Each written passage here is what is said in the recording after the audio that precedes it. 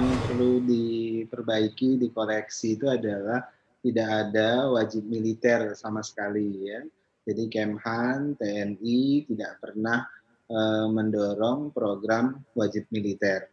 Itu yang harus diklarifikasi dan di-clear-kan di tengah publik, pertama ya. Kemudian yang kedua, Mas Daniel, ini kan terkait dengan, aplikasi atau penerapan dari Undang-Undang Nomor 23 Tahun 2019 tentang PSDN.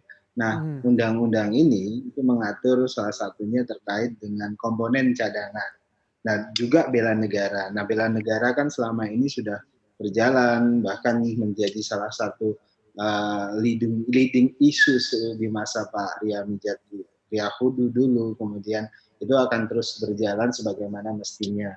Dan di Undang-Undang PSDN itu juga sudah diakomodir. Nah, yang kemudian yang kedua itu adalah terkait dengan komponen cadangan. Nah, komponen cadangan ini selama Indonesia merdeka kan 75 tahun sering menjadi wacana, bahkan menjadi bahan pelaksanaannya juga dilakukan tidak sistematik. Ya, nah, hari ini ada undang-undang PSDN tersebut yang dirancang dulu di masa Pak Riyamijat Riyakudu. Nah, sekarang tinggal diaplikasikan, tinggal dilaksanakan, dan ini momentum positif ketika kita belum pernah punya komponen cadangan, kemudian bisa direalisasikan. Nah, komponen cadangan ini bukan wajib militer. Mhm. Komponen cadangan ini adalah program tentara cadangan yang rekrutmennya secara sukarela. Mhm. Mereka-mereka yang memenuhi syarat kemudian ingin mendaftar, misalnya syarat yang paling sederhana umurnya 18 sampai dengan 35. Kemudian mereka ingin mendaftar, kemudian diseleksi, kalau lulus seleksi kemudian mereka ikut pelatihan komponen cadangan. Jadi tidak ada paksaan di situ, dia bersifat sukarela, siapa yang tertarik silahkan bisa mengikuti program komponen cadangan tersebut dengan Mhm. syarat tertentu dan seleksi. Kemudian kebetulan di Kementerian Pendidikan itu ada yang namanya program Kampus Merdeka. Kampus Merdeka itu kan bentuk program Kementerian Pendidikan di mana setiap mahasiswa dalam satu semester misalnya bisa memilih kegiatan sesuai dengan minat dan bakatnya.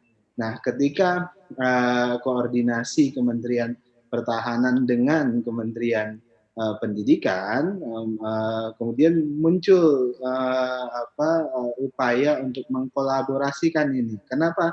Karena kan komponen cadangan programnya itu melibatkan banyak pihak yang ingin daftar, Mhm. misalnya dari Oke. kelompok buruh, banyak kelompok, salah satunya juga mahasiswa. Nah, Mhm. mahasiswa yang punya minat dan bakat ingin ikut pelatihan komponen cadangan itu bisa ikut Oke. mendaftar kemudian diseleksi. Kalau dia lulus di situ ya dia bisa ikut pelatihan komponen cadangan. Jadi Mhm. ini bukan wajib militer sama sekali seperti yang disampaikan teman-teman media beberapa Oke. waktu yang lalu. Ya, jadi Bung Daniel saya, katakan bahwa ini adalah komponen cadangan, tapi semua bisa ikut begitu 18 sampai 35 tahun, ada syaratnya, tapi kalau mahasiswa juga mau ikut, bisa saja begitu ya. Tapi kan kalau kita tahu juga ada resimen mahasiswa begitu di mahasiswa. Seperti apa sebenarnya ya nantinya ada resimen mahasiswa, terus ada juga komponen cadangan, seperti apa, benang merah atau keterkaitannya? Berbeda, jadi resimen mahasiswa itu kan kegiatan ekstrakurikulernya universitas, sedangkan komponen cadangan ini adalah program pemerintah yang meliputi rekrutmennya seluruh pihak yang memenuhi syarat dan mereka ingin mendaftar. Nah, Mhm. kebetulan tadi saya sebutkan di kampus atau di Kementerian Pendidikan sedang menggalakkan yang namanya Kampus Merdeka. Nah, Kampus Merdeka itu memberikan ruang kepada mahasiswa untuk memilih minat dan bakatnya selama satu semester. Misalnya mereka yang ingin belajar tentang perikanan, mereka belajar Mhm. tentang perikanan, fokus di nelayan dan sebagainya. Nah, Mhm. salah satu yang bisa dipilih setelah kita berkoordinasi dengan Kementerian Pendidikan itu adalah Komcat ini.